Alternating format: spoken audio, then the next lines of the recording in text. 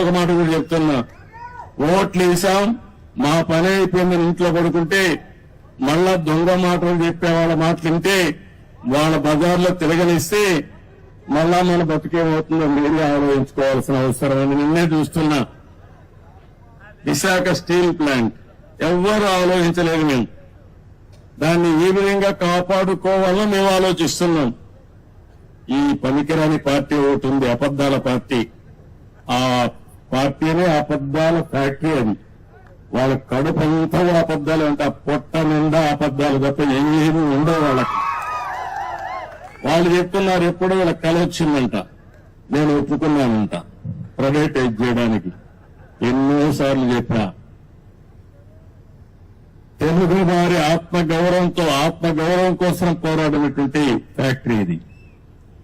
ఆంధ్ర తెలంగాణ ఉంటే విశాఖ ఆంధ్రుల హక్కుని ప్రాణత్యాగాలు చేసి ఆందోళన చేసి ఈ ఫ్యాక్టరీని సాధించుకున్నాం. ఆ తర్వాత ఇది ప్రైవేటైజ్ చేస్తామన్నప్పుడు వాజ్పేయి గారి గవర్నమెంట్ లో నేను గట్టిగా ఫైట్ చేసి ప్రైవేటైజ్ చేయకుండా కేంద్రం ఆర్థిక సహాయం చేసి ఈ ఫ్యాక్టరీని కాపాడుకున్నాం. ఇప్పుడు కూడా ఏ విధంగా కాపాడుకునే బాధ్యత తీసుకొస్తాం. ఈ చేతగానే అబద్దాలు చెప్పే వాళ్ళ మాటలు నమ్మితే చాలా సమస్యలు వస్తాయి. ఒక పక్క అబద్దాలు చెప్పే వాళ్ళని ఎప్పటికప్పుడు ఖండన చేయాలి, ఖండిస్తూనే మళ్ళా వాస్తవాలు చెప్పాలి. అక్కడ వాస్తవాలు చూస్తే మీకు పనులు చేయాలి. ఓసారి మీరు కూడా అనుకుంటారు, అబద్దాలు చెప్పంగా ఏదో సామెత ఉంది, కుక్క పిల్లని తీసుకుపోతాం, గొర్రె పిల్లని తీసుకుపోతా ఉంటే ప్రతి ఒక్కరు కనపడిన వాళ్ళందరూ ఏంట్రా ఎవరాడా నువ్వు, ఇదేంటిది కుక్క పిల్లని తీసుకుపోతున్నావు అంటే ఒకటి చెప్తే నేను తెలివైన వాడిని, అది గొర్రె పిల్ల అన్నాడు. రెండో వాళ్ళు చెప్తే ఏంటి మళ్ళా చూసుకున్నాడు, మళ్ళా నిర్ధారించుకుని ముందుకు పోయాడు. మూడోసారి చెప్తే వీడికి అనుమానం వచ్చింది. నాలుగోసారి అంటే ఇది కుక్క పిల్లని పారేసి వెళ్ళిపోతాడు. అది పందాలో ఈ వైఎస్ఆర్ కాంగ్రెస్ పార్టీ పనిచేస్తా ఉంది. కానీ కరడు కట్టిన ఆర్థిక ఉగ్రవాదులు వెళ్లి విశాఖపట్నాన్ని దోచేసినటువంటి దొంగలు వెళ్లి వీళ్ళు వదిలిపెట్టే సమస్య ఉండదు. ఏం భయపడవలసిన అవసరం లేదు. మీ మనోభావాలకు అనుగుణంగా పనిచేస్తాం. నేను ఏదైతే హామీ ఇచ్చానో సూపర్ 6 అవన్నీ చేపిస్తాం. అది చేయించడమే కాదు, ప్రతి ఒక్క కుటుంబానికి నేను అండగా ఉంటా. చేయించే బాధ్యత నాది. ఇప్పటికే మీరు చూశారు, 30 రోజులు కూడా కాలేదు. వచ్చిన వెంటనే నేను చెప్పిన ప్రకారం పింఛన్లు పెంచాం. 3,000 రూపాయలు 4,000 రూపాయలు చేసి ఏప్రిల్ ఇస్తామని 7,000 రూపాయలు ఒకేసారి ఇచ్చిన ఏకైక ప్రభుత్వం భారతదేశంలో ఎన్డీఏ ప్రభుత్వం. అది పేదవాళ్లపై నుండే ప్రేమ.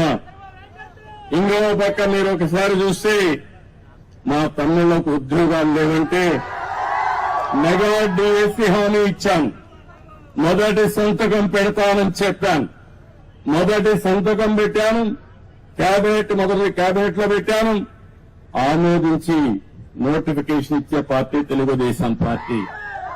మూడోది, మీ భూములన్నీ కొట్టేయాలనుకుంటే నేను ఆ రోజు హామీ ఇచ్చాను, మీరు ఏం భయపడద్దండి, ఇది ల్యాండ్ టైటిలింగ్ యాక్ట్ కాదు, ల్యాండ్ గ్రాబింగ్ యాక్ట్. ఇది జగన్ వేసిన పెద్ద స్కెచ్. ఇది దీన్ని ఇమ్మీడియట్ గా కంట్రోల్ రద్దు చేస్తానని చెప్పి రద్దు చేసిన ప్రభుత్వం ఎన్డీఏ ప్రభుత్వం అని చెప్పి కూడా నేను మీకు తెలియజేస్తున్నా.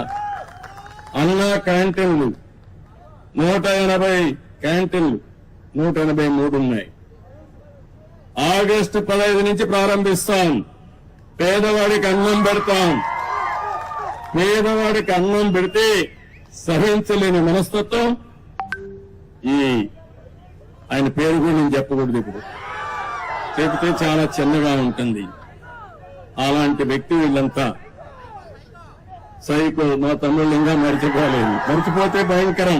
నేను మొన్న కూడా చెప్పా, నేను అందరితో మాట్లాడుతున్న ప్రపంచం అంతా అందరూ మీరంటే మాకు అభిమానం ఉంది, మీ మీద నమ్మకం ఉంది, మేము వస్తా ఉంటున్నారు.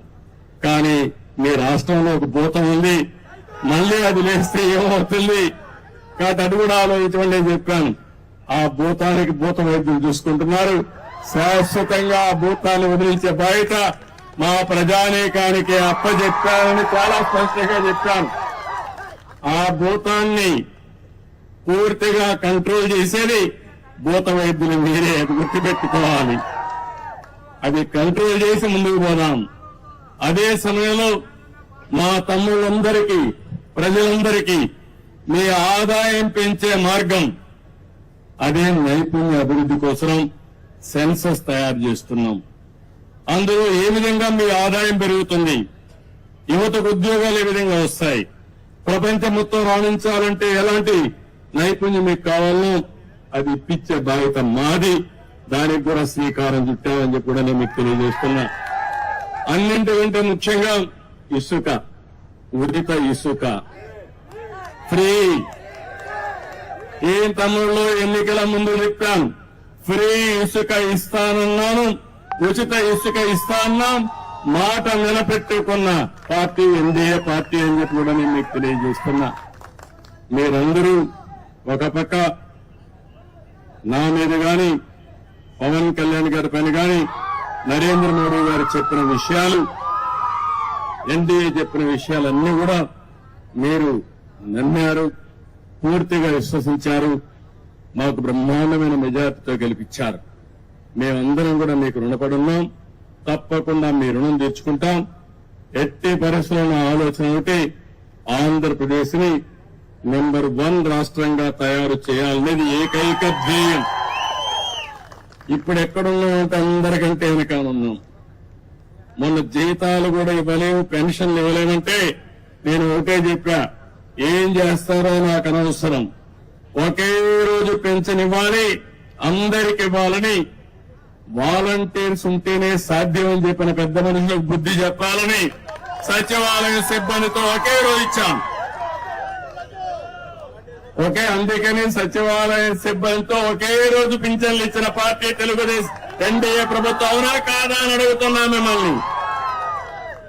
జీతాలు ఇవ్వలేమంటే సాధ్యం కాదని ఒక పక్క పింఛన్లు ఇస్తూనే ఇంకో పక్క ఉద్యోగస్తులు కూడా జీతాలు ఇచ్చాం.